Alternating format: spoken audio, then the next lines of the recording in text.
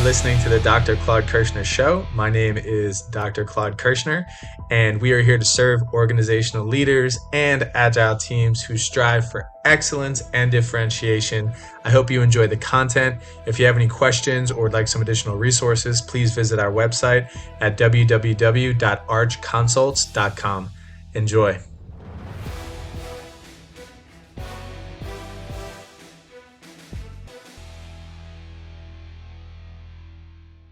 In my profession, in my career, more than anything, leading and understanding agile teams and organizations could be a significant competitive advantage for leaders in a high degree. Part of the value proposition that I offer my clients in the consulting company is just that. We serve organizational leaders and agile teams who strive for excellence and differentiation. We do this by designing, implementing strategic entrepreneurship tactics for life cycle transitions.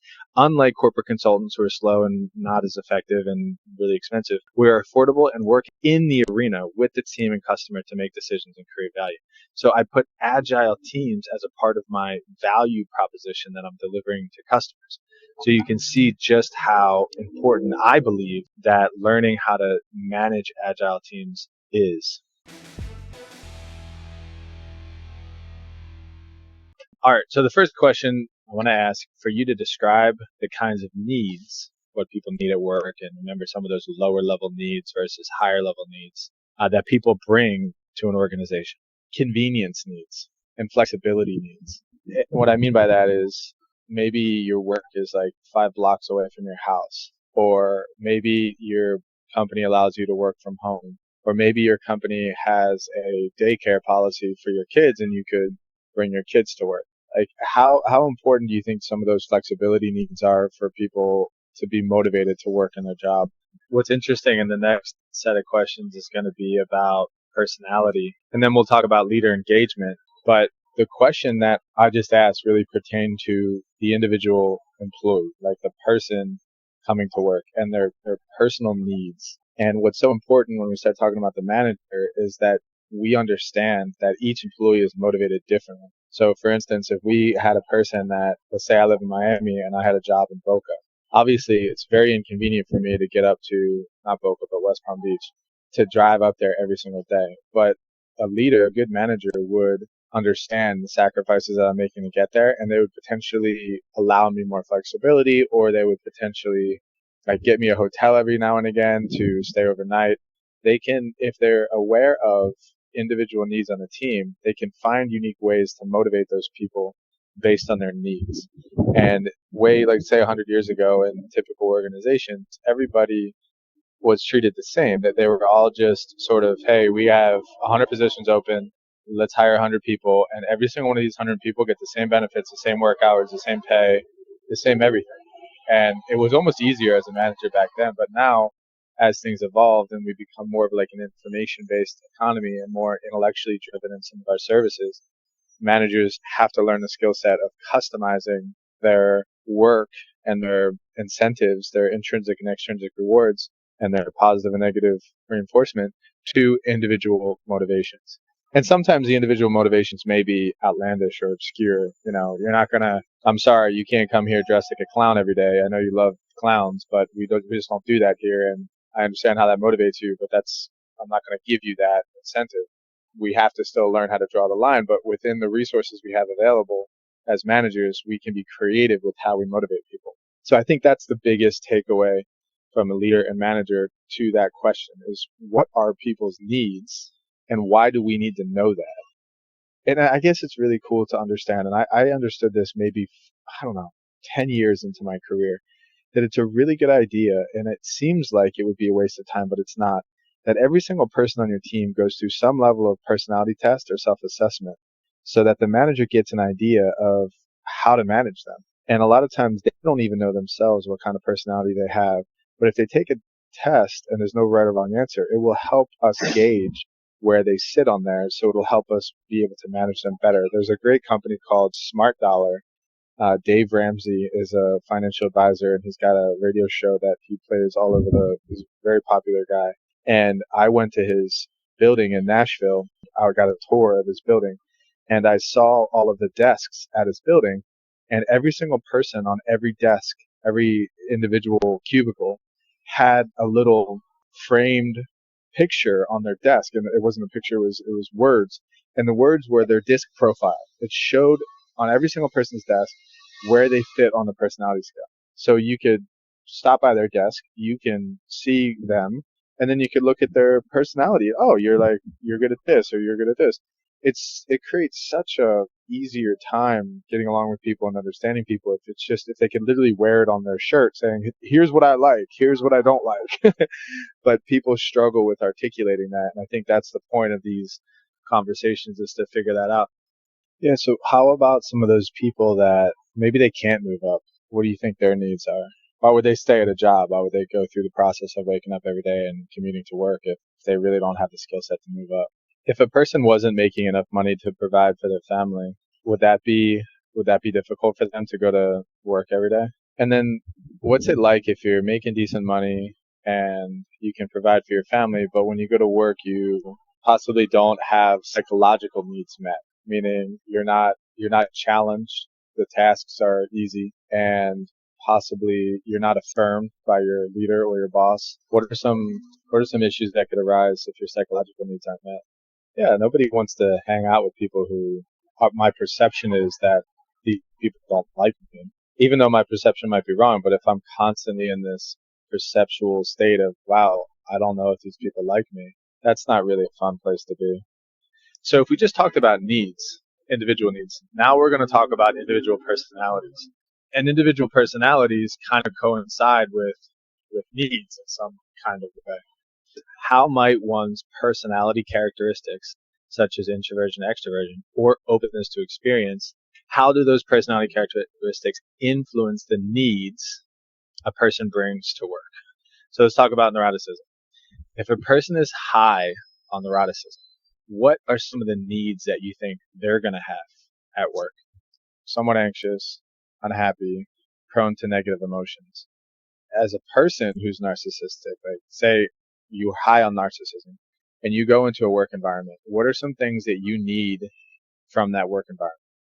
Tendency towards unstable emotions. You're articulating a level of sensitivity from your peers and also your managers towards your somewhat anxious state. And I would agree. So that's sort of the interpersonal relationships that you'll have with your coworkers and also with your boss. So that's one element of what would be considered like the hygiene factors, like the safety needs.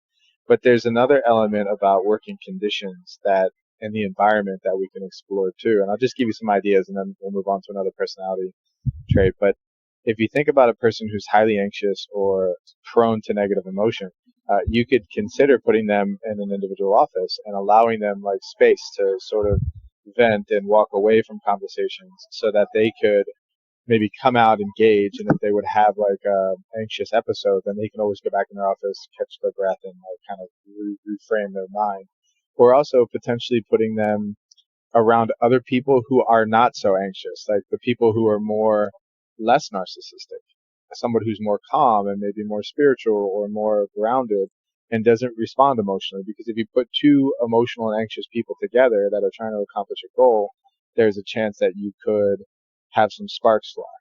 We know that there's good to people who have high neuroticism. The anxiety and the unhappiness usually stems from being difficult on oneself, having high goals, being extra ambitious, being a little bit too self-aware. So people who tend to be overly narcissistic also tend to have sort of like savant-like talent. So, and again, I bring in role models and examples of people like Donald Trump and people like Elon Musk and like Bill Cosby. Like these are personalities that are like certain actors. Like think about Tom Cruise. Like he had a major episode during COVID where he like kind of like exploded on people as he was filming something.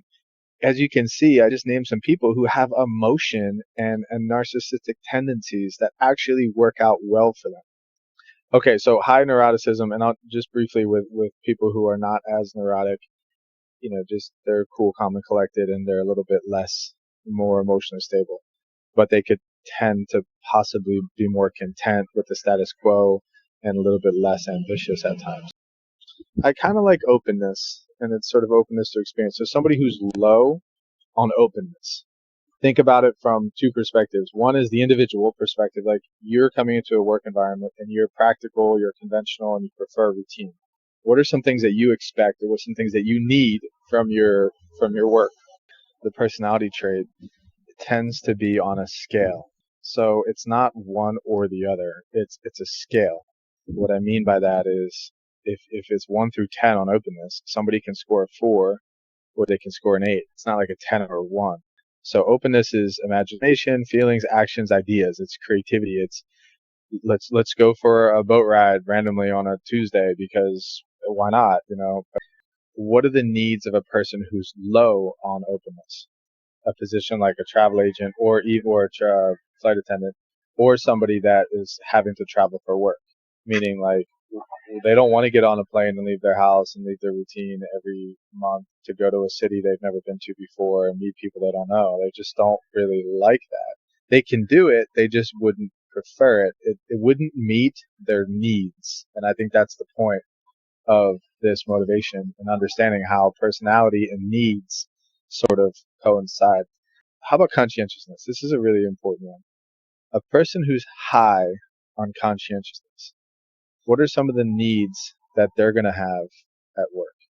A person that is then conscientious, what kind of tasks would you assign them? And so now think about it from a managerial role. Would they be managers? Would they be individual contributors? Would they be leaders? Would they be accountants? Would they what kind of roles would they fill?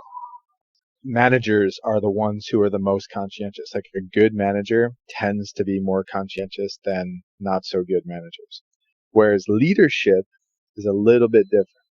Leaders tend to be conscientious to a degree, but not nearly as much as bona fide managers. Looking at the other extreme, I think it's interesting that if you had somebody that's high in conscientiousness come to work and was not challenged or didn't have enough to do, which is interesting. You think they would like that, but they don't like that. The conscientious people need to be able to feel as if they're getting things done and that people depend on them. So that's a key takeaway too, is that you can find somebody who's high on conscientiousness, which you and I agree is like a great task, to some degree. But if managers can't keep them involved in tasks and assign them tasks appropriately to ensure that they're somewhat challenged and that they can apply their hardworking propensity, then we got a problem. Like they're just not going to be happy. So that's another thing too. And I would think that people who are conscientious typically got decent grades in school and were able to set their mind to something and accomplish goals. So therefore they're confident to a degree as well. They're not going to want to work for people who don't give them things that demonstrate their skills. And then if you roll that through with the low score on openness, you would say, all right, well, we can't we can't have this person sit in on brainstorming sessions all day long, and we certainly can't have this person working on like new innovative projects because they're just not good at that. So we have to assign them tasks that would fit their personality type. And then the last one we talked about was a person that's high on narcissism.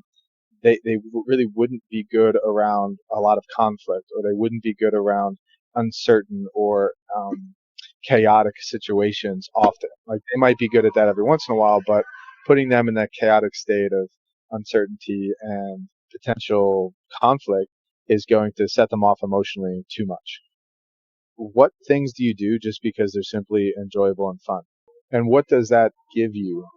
What if I said, I want you to go to the beach this week, and if you go to the beach, I'll give you $50. Would that make you want to go to the beach even more? Okay, so if you're a manager, it'd be pretty stupid to have to pay you to go to the beach, wouldn't it? Because you already enjoy it. It's fun to you. Why would I pay you for that? If I'm a manager and I want you to accomplish and perform well, and I knew that if you were able to go to the beach at like 2 o'clock every day and go for a run, that would make you really happy. I would allow you to do that. Like, hey, you can leave work at 2 o'clock. But then I would also say that there's certain levels of expected output that I would need from you between the hours of 8 and 2. I can help you be more flexible with your desire to live happy and calm and peaceful with your adventures at the beach, and understand that and acknowledge that and say, wow, that's amazing. We're segueing into a conversation about teams and managing teams.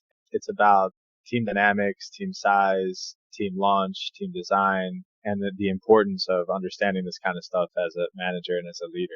Here's what's going to happen. I am going to have to fix you, manage you. Management. Jim, what is that called? Micromanagement.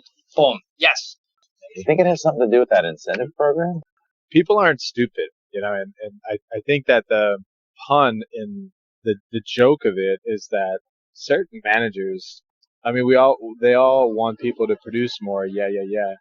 In incentivizing people and in motivating people, it becomes silly to try to do certain things that get them to work hard or whatever, and it's strictly based on extrinsic reward, which this guy clearly had no idea how to add purpose and mission and value systems into what they're doing. And it kind of shows the goofiness of what those extrinsic rewards mean. And it also jokingly put into play the limited resources that organizations have to give extrinsic rewards. Like, hey, we can't give you any more money, but we're going to give you this tablecloth. How often do companies do that? They're like, oh, we can't give you any more money, but you can have this badge that says you're a great employee. Like, who cares? And I don't want that. And there's a terminology that called valence. And valence is the degree to which people actually value a particular reward. Meaning you can give a person $1 million and they do not have valence towards money. They just have no motive. Money doesn't motivate them. Maybe they already have a ton of money, and giving them more doesn't mean anything. So depending on an individual's valence towards a reward, it demonstrates to the manager what it is that that person values more. This guy sat in the meeting, and obviously he had a conversation with 20 people, and everybody was going to be rewarded with the same box of toys or whatever he had, which is stupid. I mean, it's silly. And obviously the box of toys meant nothing to them. And what really meant something to them is embarrassing their manager and making him tattoo his butt.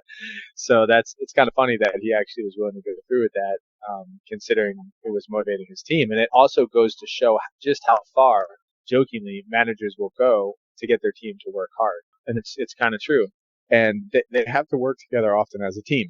It's a good thing to do, and it's also something that managers need to take into consideration when they design and launch teams and put teams to work.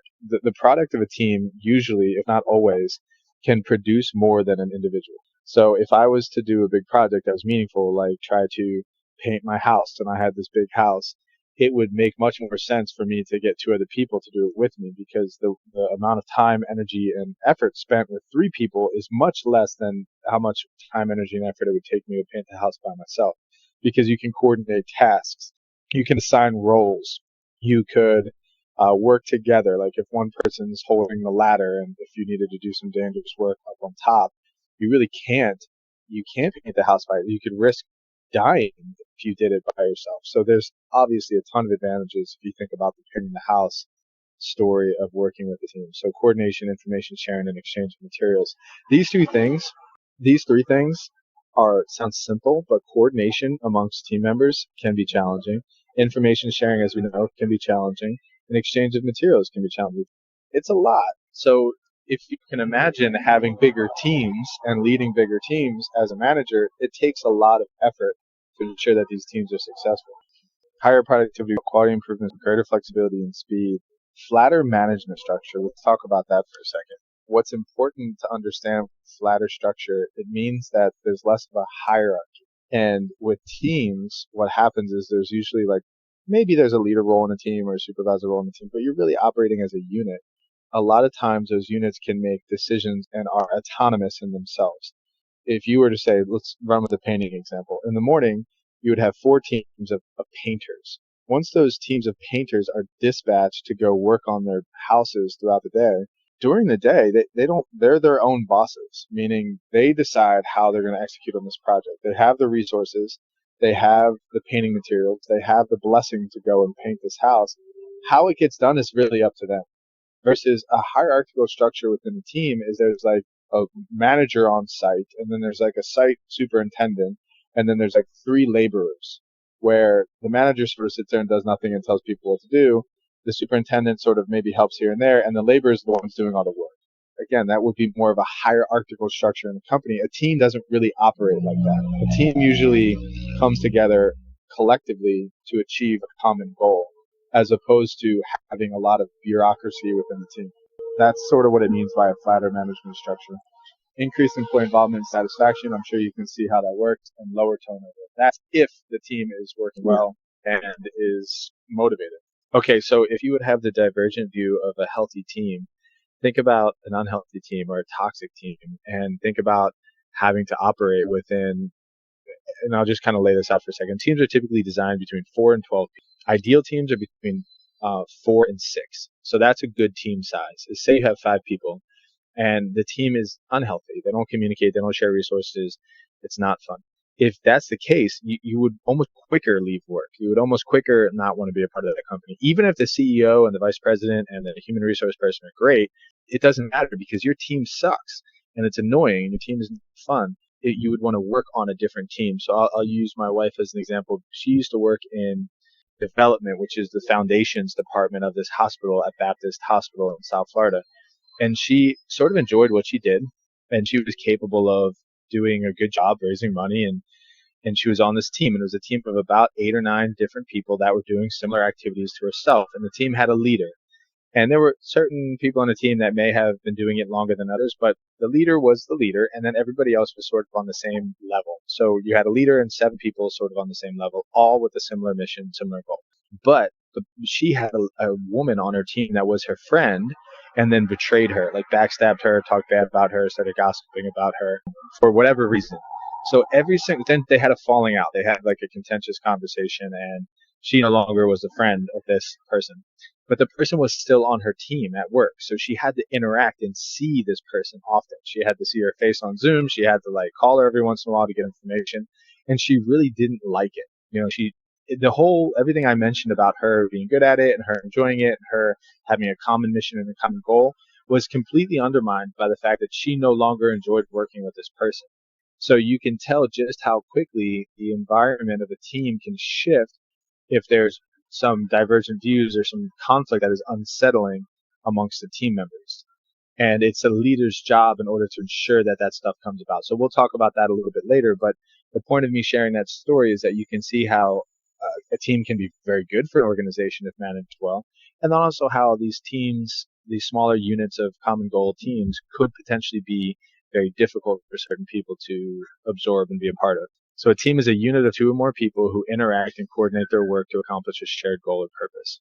Really 4 different kinds of teams. And a functional team, not to be overly academic with these terms, but a functional team would be like a human resources department or an accounting department or sales department. A functional team is a perpetual group that the function of the team operates through eternity. So as long as this company exists, it's going to have an accounting department. Whether or not that accounting department has separate micro teams doesn't matter. Your team is meant to perform a goal of accounting. And the team may have 12 people, 6 people, whatever. So that's a functional team. It's meant to perform one particular duty within an organization perpetually versus cross-departmental team coordinates across organizational boundaries for change projects.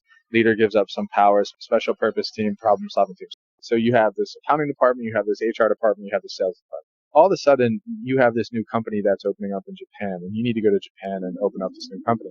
You're going to take a person from accounting, you're going to take a person from sales, a person from project management or whatever, human resources, and you're going to put them together temporarily as a team to go do this particular job. So can you see the difference between how one functional team is different than a cross-departmental team? If you think about the Army and Special Forces, you'll get an idea of this as well. So you can say that I'm in the military Air Division. So the Air Division is a functional team.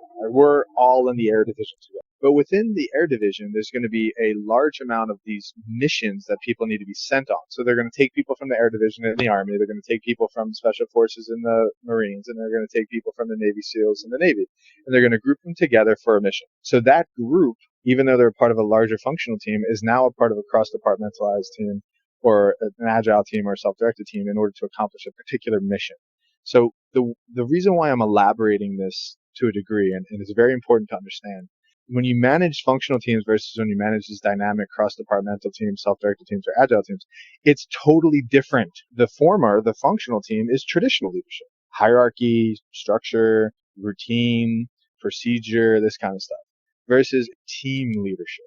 We're moving away from this conversation, this functional, business-minded, managerial, hierarchical procedural type of leadership to, all right, what is the mission? What is the task? What are the goals? And what kinds of people do we need to bring together in order to best accomplish this goal? So it's a perfect example is like a relay team on the swim team. And it's a perfect example. Like everybody's on the swim team. That's great. You're on a functional team within a university. Awesome. Swim team. Okay. Within the swim team, we got to put a number one, I don't know what they call like the star relay team that is going to be the best swimmers we have. And we got to have a specialist in butterfly, a specialist in backstroke, a specialist in freestyle, and a specialist in breaststroke. They have a specialist in all of those categories, and we're putting them together temporarily in order to accomplish a goal of winning this one particular event. As the functional team, as the coach of that functional team, of the entire swim team, you're obviously going to structure how you operate your team differently than how you treat this relay, this special force relay team, these individuals who are now coming together temporarily to win a relay race. You're going to talk to them different. You're probably going to meet with them different. You're probably going to strategize with them different. You're probably going to motivate them different. So that's the point, that leading these different types of teams it's important to understand the difference. So an agile team is a small team focused on one element of the large project, a relay race within a meet, and it has complete responsibility along with all needed member expertise to produce a product or service. Agile teams have the following characteristics: small in size, typically made up of 3 to 6 people. We talked about that. Composed of employees from different functional areas, butterfly, breaststroke, freestyle, and backstroke. Focus on building solutions for distinct, small, and manageable components of larger, complex problems that are integrated into the comprehensive whole. So moving away from the swimming example, because you can see how that puts it into practice, and moving more towards an organizational example of let's look at this example they had to double in sales at the office. So he brought a group of people together around a temporary goal of increasing in the next 12 months by X amount. So that team is really an agile team. We're doing things a little bit differently temporarily for a year. And then after a year, when we accomplish this goal, we're sort of going to go back to the original methods. And it's a little less agile than the swim team example that I mentioned, but you can get the point that it's bringing a smaller unit together to accomplish a goal. And that's mostly what we're going to talk about in this chapter, because a lot of times managers, when they step into a managerial situation or leadership situation, they usually, the functional structure, the way in which their company runs is a big long-term project. It's a big conversation. But more importantly, on a granular level, it's how do we get these smaller agile teams to accomplish goals. It's not the big who eat the small. It's the fast who eat the slow. Speed as strategy. That's the name of the article. Is that being quick, being flexible, being able to respond to customer needs in a very dynamic way is usually looked at in business as the best approach. So let's look at an example of companies who have done that really well. Let's think about these grocery shoppers like Instacart. Remember when the pandemic first hit? Instacart really wasn't much of a thing, but the leaders at Instacart knew that this was going to be a huge benefit to their business. So they were able to invest in technology. They were able to start doing marketing. They were able to leverage the environmental needs of this particular boom and interest. And in order to do that, they needed to spread out and group in smaller fashions and have clear attainable goals by smaller teams. They can't just slowly respond to these needs. The other example I use often is our response to hurricanes at the company that we owned with the pool landscape and construction company. Is when a hurricane would hit, our entire functional structure was good because it was there, but it had to get rattled. It had to get shaken. We had to take traditional accounting work and traditional sales work and traditional operations work, and we had to restructure our entire team to accomplish smaller tasks. So we would sub-assign teams to geographies. We would say, okay, you're going to be focused on this particular geography, and this team of 5 people is tasked to go and do one-time cleanups because yards are a mess. And all you had to do was one-time cleanups. And we did that for 2 months with that one particular team. And then obviously once that one-time cleanup hurricane disaster control deal was done with, then they would go back to their original jobs, like whether it be account manager, whether it be an accounting job or a sales job, whatever it was. their traditional jobs are shaken up temporarily because of the environmental need. So this is so important. And I'm stressing this point because in my profession, in my career, more than anything, leading and understanding agile teams and organizations could be a significant competitive advantage for leaders in a high degree. Part of the value proposition that I offer my clients in the consulting company is just that. We serve organizational leaders and agile teams who strive for excellence and differentiation. We do this by designing, implementing strategic entrepreneurship tactics for life cycle transitions. Unlike corporate consultants who are slow and not as effective and really expensive, we are affordable and working in the arena with the team and customer to make decisions and create value. So I put agile teams as a part of my value proposition that I'm delivering to customers. So you can see just how important I believe that learning how to manage agile teams is. Typically when I talk about small teams, I talk about two things: design and launch.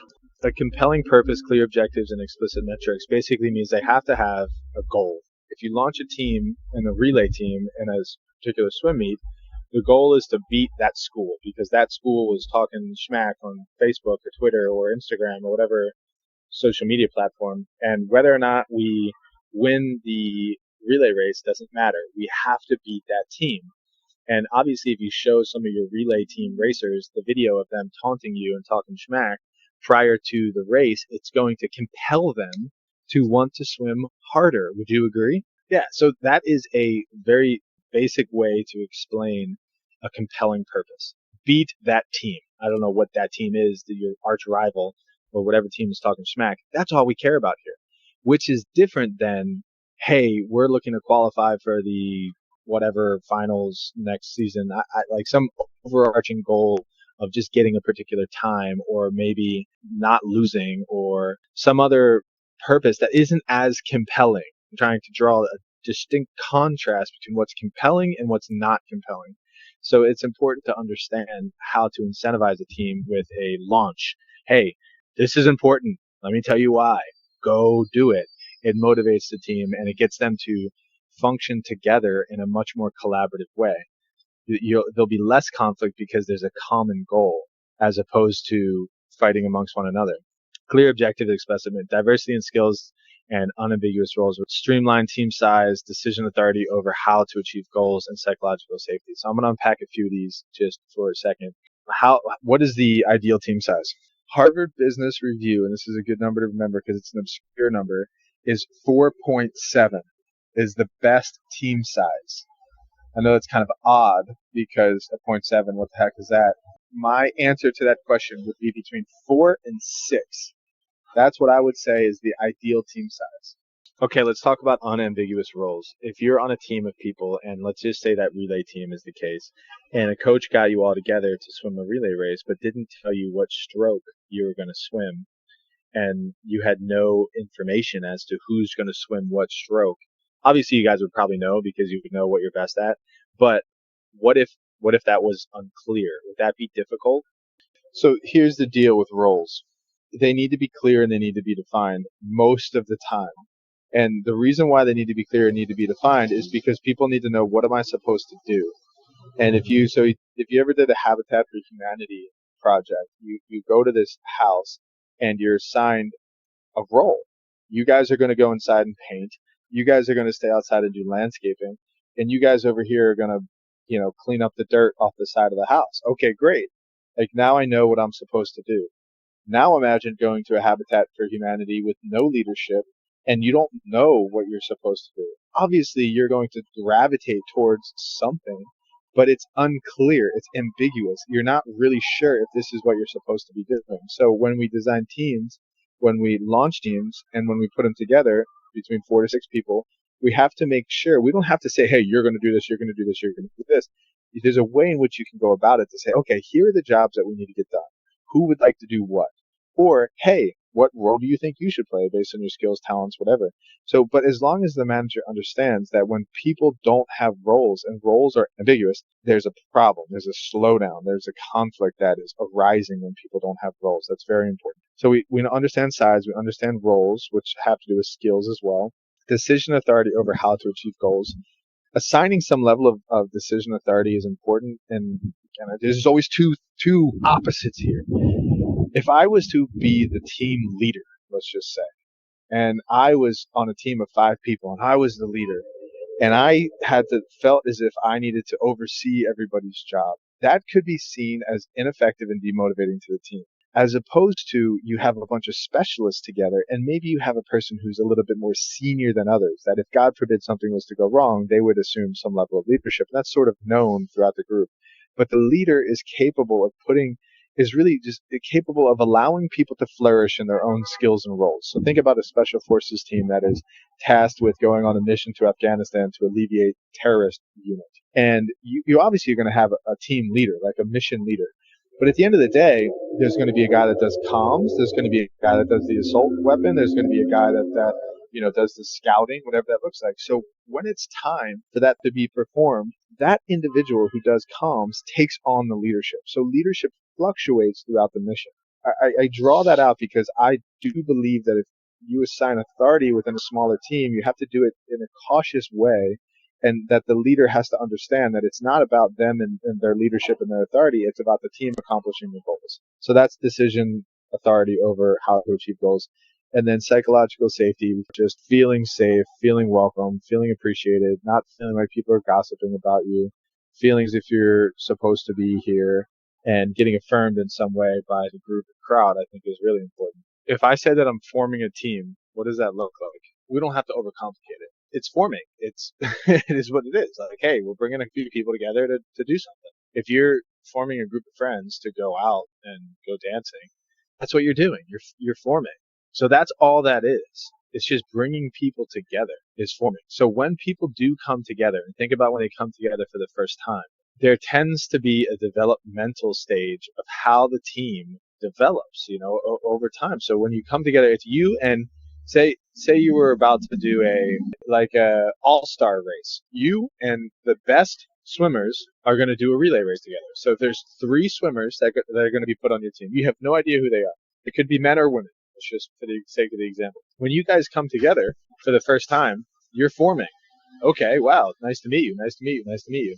So if you can imagine, you're all talented people. You all have a goal of winning the all-star race, but you've never met before. Great. We're at the forming stage. Typically what happens after the forming stage, the storming phase is filled with potential disagreement or conflict. Laying out that example of the swimmers, you might hear somebody say something that's politically adverse or racially discriminating. You've never met these people before, and you're going to say, whoa, what was that? I don't like how you speak to people like that, because you've never met them and you're around them for the first time, and there's going to be a level of conflict and disagreement. That's what happens when teams are brought together. Once that conflict and disagreement, you get through that process, and I'm sure you can see how that happens within teams, you get into something called norming. This stage is very important to understand for life. And I say this because every single day I struggle with people who don't understand the norms. And you have a team of people. You're progressing through a path. You're grateful for what the norms that you've created. And all of a sudden, here comes some bonehead onto your team being like an idiot. He doesn't understand the norms of your team. He doesn't understand the norms of your culture. He doesn't understand the norms of whatever. So when a new person comes into an environment, they too have to go through this level of stage development. They have to learn the norms. They have to develop the norms, or they have to be congruent with the norms that are already existing. And then certainly for new teams that have formed, they develop their own norms. After a certain amount of time, you and your brothers, sisters, but your cousins come together, and you know that, like, Johnny sits in that seat for dinner, and Jill sits over here for dinner, and Becky doesn't like orange juice, and Joey likes chocolate chip cookies. Sort of figure that out over time. So that's what norming is. That's the stage of norming. And because I have this grandmom she was a bit, how do I describe it? A bit aggressive with her communication. She would say things sometimes that were sort of outlandish because she was overly confident. She would just say something outlandish. And me and my cousins were used to that. We understood the norms of our grandma, and we would laugh. Grandma would like, Mama, what do you think? Why is that the case? But when we bring new people into the environment, when we invite friends over, and grandma starts acting like that, they're like, whoa, what was that? I like orange, and why are you calling me egotistical? So they would have to figure out the norms of of how we do things. And so now we formed, then we stormed, we had some conflict, then we figured out the norm. Once we figure out the norms, that's when we're finally at this performance stage where we can start to achieve goals. But unless we make it through the forming, storming, and norming, we won't get to the performing stage. So when you're talking about teams, you hopefully are talking about team performance, team storming or team norming or team forming. So the goal is to get through forming, storming, and norming so that you can perform. And good managers understand the forming, storming, norming phases as opportunities to make the team better. Okay, so that this is something you'll see often in your life. So I figured I would draw it out a little bit. What does team cohesiveness mean to you? Yeah, is cohesiveness important? It tends to be the case that cohesiveness is always associated with a good thing. Cohesiveness should usually be a goal. So cohesiveness is the extent to which members are attracted to the team and motivated to remain in it. Determinants of cohesiveness, these are big deals. If you think about cohesiveness as the outcome variable, like if the goal is to get to cohesiveness, what a manager needs to do is have healthy team interactions, have shared goals, have personal attraction to the team, presence of competition, and team success. We'll talk about competition for a second. Competition, a bit of competition amongst teams within the same company. So say you have 3 different sales teams and they're led differently because they're agile teams within one company. And there is a healthy competition amongst the teams to be the best selling team that year. So if those teams had some level of healthy competition with one another, it drives them to perform. And it's always funny when I do these workshops and I put people in teams and I ask them to come up with a team name, all of a sudden they have this like cohesive competitive spirit about them. 10 minutes prior, before I put them into groups and gave them team names, they weren't competing with one another. So they had no desire to like win or perform because they were a bunch of individuals. But the moment you put them into a team and you give them a name, all of a sudden they're looking across the room at the other team that has a name and they're saying, we're going to beat you. You're not as good as us. It's crazy how that happens, but that's actually a good thing. So if you can imagine a group of people that you hang out with, if they're cohesive, what are some things that you experience in their presence? And maybe they finish each other's sentences too, right? What if one of them has a grandma that passes away and you would consider that friend group to be cohesive? What would be some behaviors that you would see amongst that friend group? If you have a friend whose grandma passed away, you're loyal to them to the extent that you will call them, you will tell them you're sorry, that you love them, you're there for them, and that you would likely go to the funeral. Those are behaviors that you would find in cohesive friend groups, that they're capable of supporting one another during difficult times. And that's really what high morale means, is exuding those kinds of behaviors in a cohesive way. And for instance, if vice versa, if you lost your grandma and you had a tight group of friends and not a single person reached out to you and nobody came to the funeral, you wouldn't feel as if your friend group is cohesive. You certainly wouldn't feel like they're loyal. So the same thing can apply to work groups as well, that they talk amongst each other, they're friendly, they have relationship maintenance, they care about reaching out to each other and talking to each other about certain things. They're loyal, they participate in decisions and activities. That's what good cohesive teams do.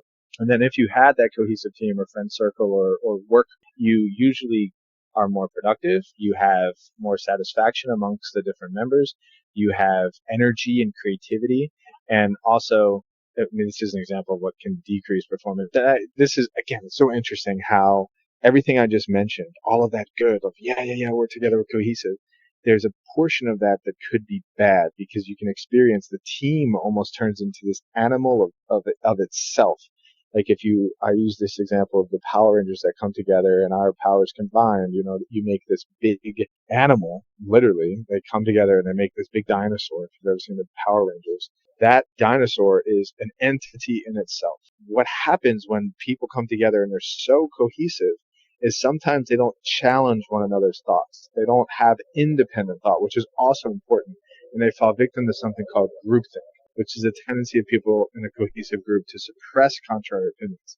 So you go to a friend group and you guys all, most of you want to go dancing at Shirley's tonight, and you don't want to go dancing at Shirley's. You would rather sit home and do nothing and hang out and watch a movie with your friends.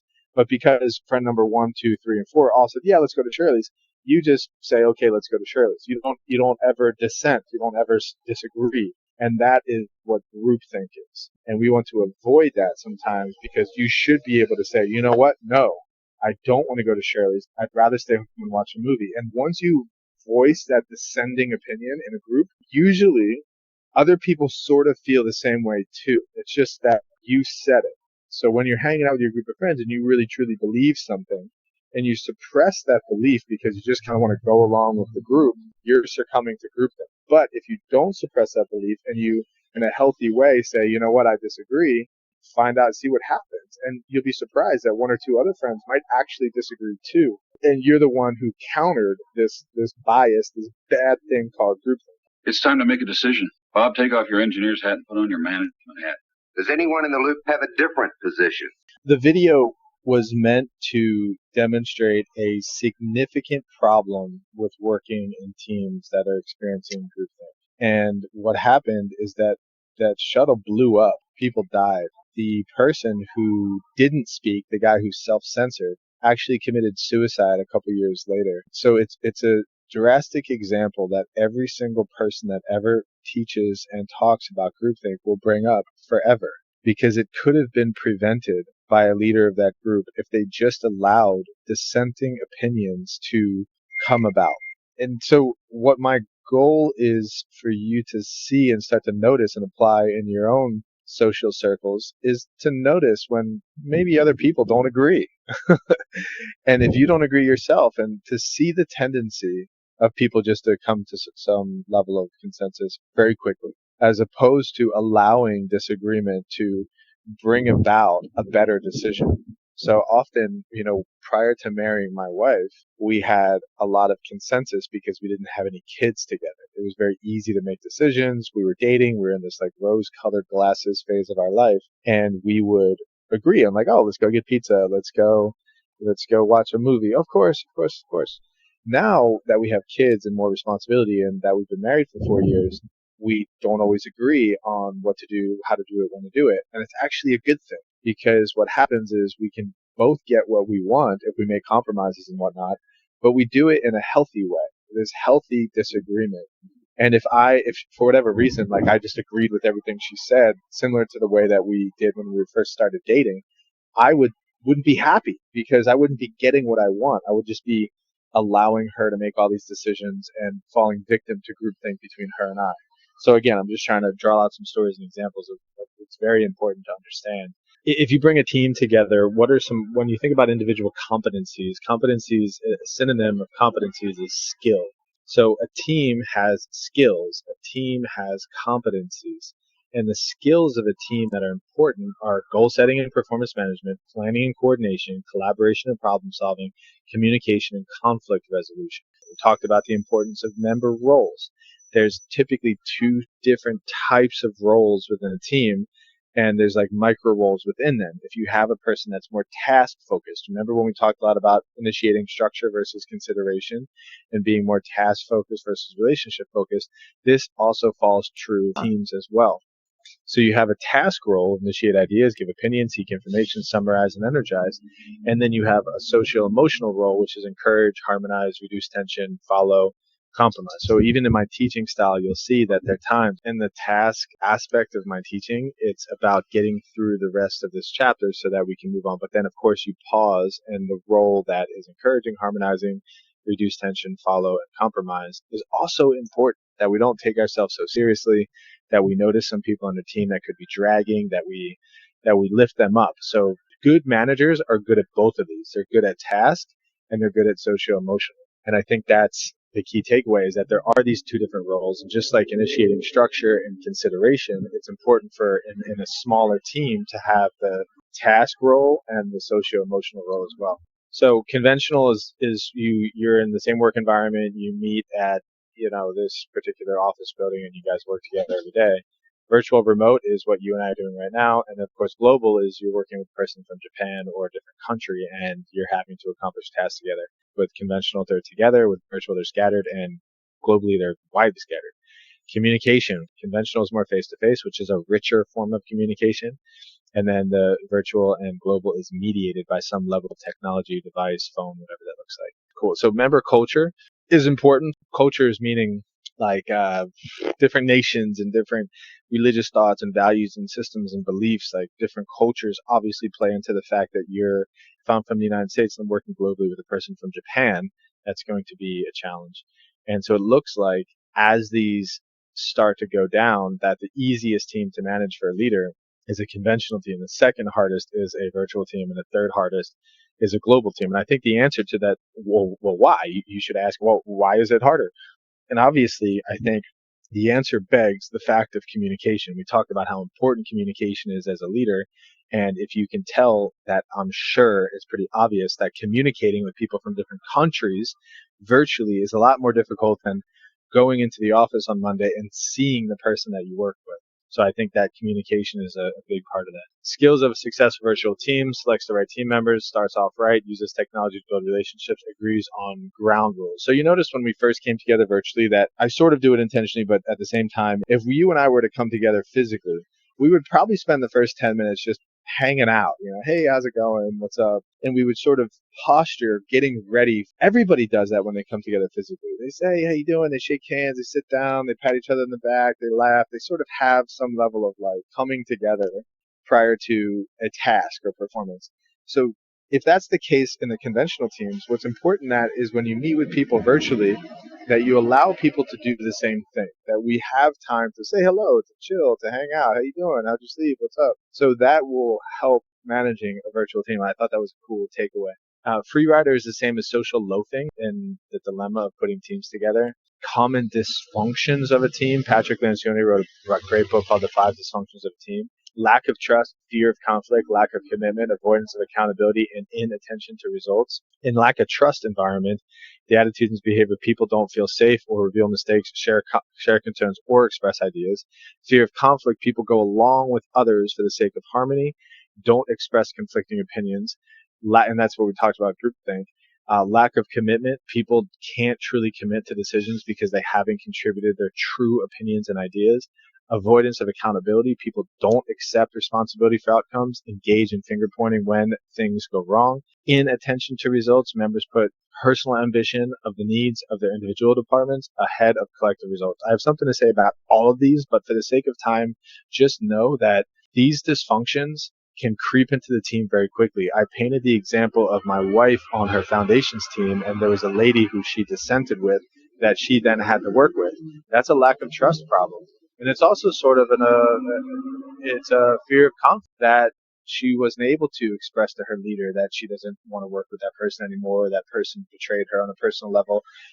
It's a real thing. And these dysfunctions of a team, this guy, again, Patrick Lencioni, wrote a whole book on it. It is unbelievable how many dysfunctions that are present in teams without leaders even knowing it. So it's really important that leaders are not naive towards these propensities of dysfunction. So I have a problem with another person. They potentially maybe betrayed me, or they acted in the type of way that was disheartening towards me. And me and that other person have conflict. So you as the manager have to help us get rid of this conflict or work through the conflict so that we can continue to perform. Prepare yourself for understanding conflict as a leader and how to manage conflict as a leader. So conflict is a good thing. Conflict is okay within teams. Conflict happens. Anytime you bring people together around a complicated goal, there's going to be a level of conflict, especially if they're high performers. The definition of conflict is antagonistic interaction in which one party attempts to thwart the intentions or goals of another. That is what conflict is. There's two different types of conflict. Same thing with the roles of the team. You have the task role and you have the social emotional role. There are conflicts around task and there are conflicts around relationship. Again, this is why managers need to be good at both of them. So we're going to have a task conflict that I'm struggling with a team member, and then we're going to have a relationship conflict that I'm struggling with a team member, and you're going to have to help me through this conflict and potentially mediate it between me and this other person on the team. So task conflict is disagreement among goals to be achieved or the content of the task to be performed, and relationship conflict is personal incapability. That creates tension and feelings of personal animosity among people. Too much conflict is too much conflict. It's never really good to have too much conflict. No conflict is also a bad thing. It's because you don't have dissenting opinions, and we just talked about groupthink, and people should have healthy conflict. So having a moderate level of conflict, as you can see with team performance, is a good thing. When it's moderate, team performance is high, that circle up there. When team performance is low is when conflict is too high, and when team performance is low is when there's no conflict. So that kind of gives you an idea that both low and high conflict are bad. Causes of conflict: competition for resources, different goals, lack of clear roles and responsibilities. So competition of resources is very similar to like the office scene where they don't have any raises to give people, but they're still needing to perform. If that was a more realistic situation that only certain people could get a prize, obviously there's going to be a competition to attain a resource. And because there's not a lot of resources to accomplish goals, it automatically drives conflict. Let me see if I can phrase that a little bit more practical so you can understand. My wife and I want to buy a house. We would like to, because our family's bigger and we live in a condominium. We have 2 bedrooms and 1 bathroom. And unfortunately in Miami, decent houses in decent neighborhoods are $800,000. They're very, very expensive. So we don't have $800,000 right now to spend on a house. So my wife wants a house. We don't have the resources. So naturally there's a level of conflict, right? Because we want something and we can't get it because we don't have enough resources. So that's a more practical example for you to understand that same type of conflict happens within organizations as well. And then, of course, here's another conflict that is very similar, is that my goal isn't to buy a house. My goal is to, let's say, have another baby. Like, that's what's most important to me. And her goal is to buy a house. So we have different goals, so therefore we're going to have conflict. Lack of clear roles and responsibilities. It's very hard when you go to a Habitat for Humanity house and you don't know what you're supposed to do. And let's just say that you finally figure out that what you're supposed to do is plant trees, and that there's a person on your team that comes out to plant trees and is dressed like like they're going to a ball, like a wedding or something. And you're like, why are you dressed like that? You can't. Oh, well, I thought I was coming out here to like give a presentation. Well, it's annoying. There's conflict because there's not a clear role and responsibility, and clearly you can tell that this person's going to be useless because they don't get it. So that's a cause of conflict as well. It's obvious, right? But to be able to name these things, and when you see conflict happen in person, you can say, oh, wow, it's because of that. So here's a fun one to think about how people handle conflict. One is dominating, one is collaborating, one is avoiding, and another one is accommodating. And one is compromising. These are basic words, and because they're all together, they sound similar, but let's unpack each one of them. Dominating is if my wife wanted to buy a house and she decided that she was going to dominate me, she would threaten me, or she would coerce me into making the decision, or she would just leave. You know what I mean? She would just say, okay, you don't want to buy a house, I'm going to go buy a house myself, and you can stay here if you want to. So that's a dominating way of looking at it. Collaborating way, which is actually the best way, is saying, okay, you want this, I want that. Let's figure out a way to work together to achieve a goal. So that's collaboration. It's not my way, it's our way.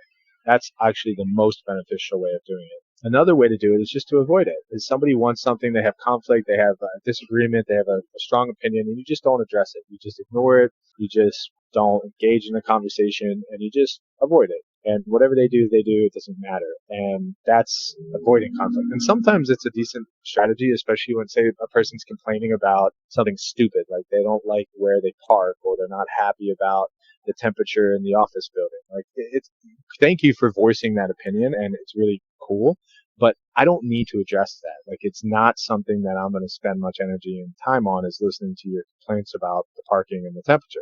So that would be an example of where avoiding conflict is decent. If that complaining and that gossiping and that ridiculing of temperature and parking grows to the extent where it becomes destructive to the team environment, that's where a manager should probably step in and either dominate or collaborate or compromise, depending on what their deal is. Another way to do it is accommodating. Accommodating is really saying, all right, so my wife wants a house and she wants to go buy a house, and I say, well, all right, let's do it. Like, even though I don't want it, even though I'm not in agreement, she brought up some level of conflict. I say, all right, like, I get it. I understand your needs. I'm accommodating to your needs, and let's do it. So those are the different ways to handle conflict work. And of course, compromising is, okay, you want a house, I want a baby. we will get a house if we can also get a baby. You know what I mean? Like, all right, I'll buy you a house. Let's go get a house. And then in addition to that, I say, okay, well, if that's what you get, then I get this. And she says, okay, you get a house and we can have another baby. And I say, all right, great. That's compromise. Both of us getting what we want, or maybe we could say this, and compromise might be, hey, listen, $800,000 house doesn't work, but if you would be okay with getting a $400,000 house, I would be fine with it. So let's compromise. That's another way to look at it. Negotiation plays into this. People engage in give and take discussions and consider various alternatives to reach a joint decision that is acceptable to both parties. It's okay to negotiate. It's okay to say what you want. I think this is important. Integrative negotiation versus disruptive negotiation, two different ways to negotiate.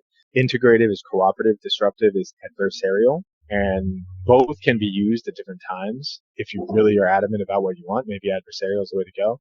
If you truly do want a cohesive, somewhat accommodating outcome, then integration might be a better way to negotiate, and that's a little bit more cooperative. Rules for reaching a win-win: separate from the people or the problem, focus on underlying interests, not current demands. Demands create yes or no obstacles to effective negotiation. Listen and ask questions. Insist that results be based on objective standards. Okay, there was a lot there, and I think that it's important to understand the nature of teams and why teams.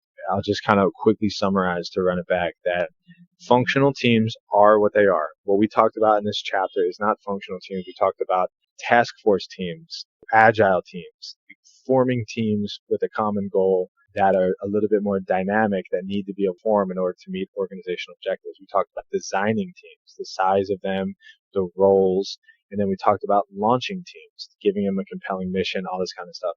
And then we talked about ways to make teams cohesive, help them come together and be good at supporting one another, and then certain roles that managers can play with that.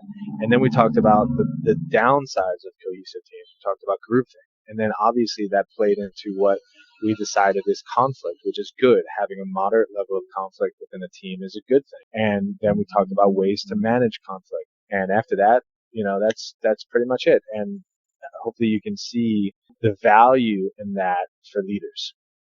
I just want to encourage you in your learning, your pursuit of knowledge in the subject matter of leadership. I think that, leadership is very broad, but in understanding human behavior, I think would be a good one. But also in leading, I don't say leading, but in taking initiative amongst your friends and amongst your sports teams, or in whatever situation that you think is applicable, I encourage you to try to formulate some level of influence.